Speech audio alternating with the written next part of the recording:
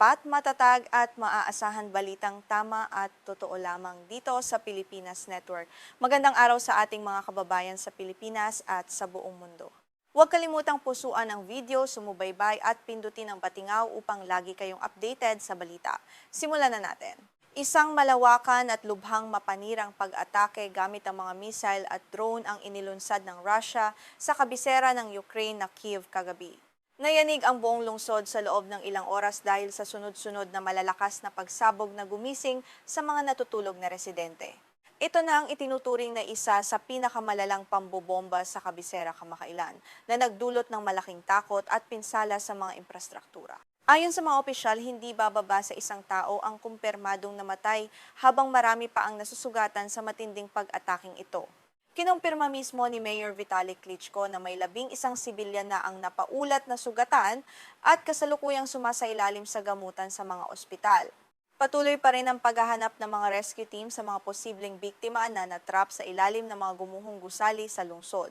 Ang bagsik ng pag-ataking ito ay naramdaman sa lahat ng 10 opisyal na distrito ng Kyiv na matatagpuan sa magkabilang panig ng Ilog Dnipro.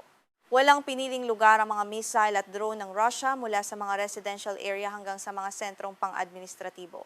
Dahil dito, idineklara ng pamahalaan ng state of emergency sa buong kabisera upang mabilis na matugunan ang pangangailangan ng mga mamamayan. Bago pa man magsimula ang mga unang pagsabog, naglabas na ng maagang babala si Ukrainian President Volodymyr Zelensky kasama ang iba pang lokal na awtoridad. Agad na nagtakbuhan ang libu-libong residente patungo sa mga metro station na nagsisilbing pansamantalang bomb shelter sa ilalim ng lupa. Sa loob ng mga istasyong ito, nagtipon-tipon ang mga pamilya habang naririnig ang ugong ng pagsabog sa ibabaw at takot na naghihintay. Inilarawan ni Mayor Vitaly Klitschko ang pangyayari bilang isang mabangis na atake ng kaaway na walang humpay na nanalasa sa puso ng kabisera. Paulit-ulit niyang binalaan ang mga mamamayan na huwag munang aalis sa mga ligtas na shelter hanggat hindi natatapos ang banta ng pambobomba. Ang buong puwersa ng pamahalaan ay nakatutok sa pagsagip sa mga buhay at pag-apula sa mga sunog na kumakalat sa iba't ibang dako. Sa makasaysayang distrito ng Shevchenkivsky, iniulat na 5 tao ang malubhang nasugatan dahil sa mga ligaw na debris ng missile na bumagsak sa kalsada. Isa sa mga biktima ay isang paramedic na kasalukuyang nasa kritikal na kondisyon habang sinusubukang iligtas ang iba pang nasugatan.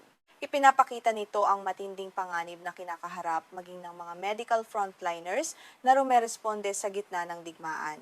Samantala, naging masalimuot ang sitwasyon sa distrito ng Desnyansky matapos bahagyang mawasak ang isang 9 na palapag na residential building dahil sa direktang tama. Maraming residente ang natrap sa loob ng kanilang mga tahanan habang makapal na usok ang bumabalot sa buong gusali.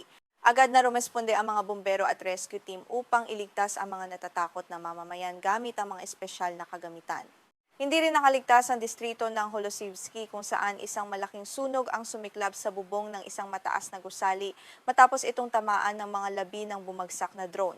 Mabilis na kumalat ang apoy dahil sa malakas na hangin na nagdulot ng panik sa mga nakatira sa paligid. Nagtulungan ang mga residente at mga bumbero upang maiwasan ang pagkalat ng apoyo sa mga katabing istruktura at tirahan. Sa mga distrito naman ng Sviatoshinsky at Tarnitsky, nagkaroon din ng mga katulad na sunog sa mga pribadong kabahayan dahil sa mga bumagsak na debris ng missile. Ayon sa ulat ng Kyiv City Military Administration, may mga ulat din ng mga taong natrap sa loob ng mga nasirang bahay. Ang bawat sulok ng lungsod ay nakaranas ng matinding pinsala na nag-iwan ng mga guho sa mga kalsada na dating masigla at puno ng buhay. Ayon kay Timur Tkachenko, ang pinuno ng Kyiv City Military Administration, ang pinsala ay hindi lamang limitado sa mga tirahan kundi pati sa mga pampublikong pasilidad. Sa distrito ng Pechersky, sumiklab ang sunog malapit sa mga residential area, habang sa Solomiansky naman ay natupok ang bahagi ng isang administrative building. Patuloy pa rin ang pag-apula sa mga sunog at pagtasa sa kabuuang pinsala sa buong lungsod. Idinagdag pa ni Tkachenko na nagtala rin ng mga pinsala sa mga distrito ng Obolonsky at Podilsky, bagamat wala pang naiuulat na nasawi sa mga lugar na ito. Ang malawakang sakop ng ataking ito ay nagpapakita ng sopistikadong taktika ng Russia na gamitin ang sabay-sabay na missile strike upang lituhin ang air defense system ng Ukraine na kasalukuyang overloaded dahil sa dami ng mga sabay na target sa himpapawid. Ang panibagong serye ng pambobomba na ito ay naganap sa gitna ng mas pinaigting na kampanya ng Russia laban sa Kiev nitong mga nakaraang linggo. Ayon sa mga eksperto sa militar, sinusubukan ng Moscow na sirain ang moral ng mga mamamayang Ukrainian at paralisahin ang pamahalaan. Gayunpaman, sa kabila ng takot, nananatiling matatag ang depensa at determinasyon ng mga residente na lumaban para sa kanilang kalayaan. Sa kabilang banda, ang ataking ito ay nakikita rin bilang tugon ng Russia sa matagumpay na drone campaign ng Ukraine sa loob mismo ng teritoryo ng Russia. Nitong mga nakaraang buwan, pinatindi ng Ukraine ang pag-atake gamit ang kanilang sariling long-range drones na nagtatarget sa mga pasilidad ng militar at enerhiya ng Russia. Ang mga operasyong ito ay nagdulot ng malaking sakit ng ulo sa pamahalaan ng Russia dahil sa mga drone strike ng Ukraine. Nakaranas ang Russia ng matinding kakulangan sa gasolina sa ilang rehiyon at malaking pagkagambala sa kanilang supply lines. Ang mga refinery ng langis at imbakan ng enerhiya na sumusuporta sa makinarya ng digmaan ng Russia ay naging pangunahing target ng Ukraine. Ang estratehiyang ito ay naglalayong pahinain ang kakayahan ng Russia na magpondo at maglunsad ng mga bagong opensiba.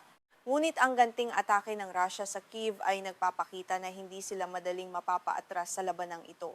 Ang paggamit ng mga ballistic at cruise missiles ay nagpapakita ng kanilang kahandaan na gumamit ng mamahaling armas upang maghasik ng takot sa mga sibilyan. Ang labanang ito ay patuloy na nagiging mas marahas at kumukuha ng buhay ng mga inosenteng tao na walang kinalaman sa geopolitical na hidwaan ng dalawa. Sa gitna ng kaguluhan, pinuri ng pamahalaan ng Ukraine ang kabayanihan ng mga rescue worker, bumbero at mga mediko na walang pagod na nagtatrabaho sa buong magdamag. Marami sa kanila ang sumasabak sa panganib habang patuloy pa ang pag-ulan ng mga debris mula sa langit. Ang kanilang mabilis na pagtugon ay nagligtas ng daan-daang buhay na maaari sanang nawala kung hindi dahil sa kanilang maagang pag-aksyon sa krisis. Nananatiling alerto ang buong lungsod ng Kyiv habang nililinis ang mga kalye mula sa mga guho ng mga gusali at mga sasakyang natupok ng apoy. Ang mga lokal na opisyal ay patuloy na nagbibigay ng tulong pinansyal at medikal sa mga pamilyang nawalan ng tirahan. Maraming bansa sa Europa ang muling nagpahayag ng suporta at nangakong magpapadala ng karagdagang tulong pinansyal at mga air defense system sa bansa. Ang trahedyang ito ay muling nagpataas ng panawagan mula kay Pangulong Zelensky sa mga kaalyado sa kanluran na bilisan ang paghahatid ng mga modernong sandata. Ayon sa kanya, ang tanging paraan upang matigil ang ganitong uri ng terorismo ay ang pagkakaroon ng sapat na kakayahan na pabagsakin ang bawat missile at drone bago pa man ito makarating sa mga pamayanan at makasira ng mga buhay ng mga inosenteng sibilyan.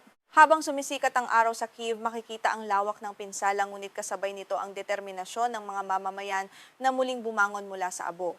Ang mga tindahan ay unti-unting nagbubukas at ang mga tao ay nagsisimulang maglinis ng kanilang mga komunidad. Ang diwa ng pagkakaisa at katatagan ay nananatiling buhay sa kabila ng patuloy na banta ng karahasan na nagmumula sa kanilang hilagang kapitbahay na bansa.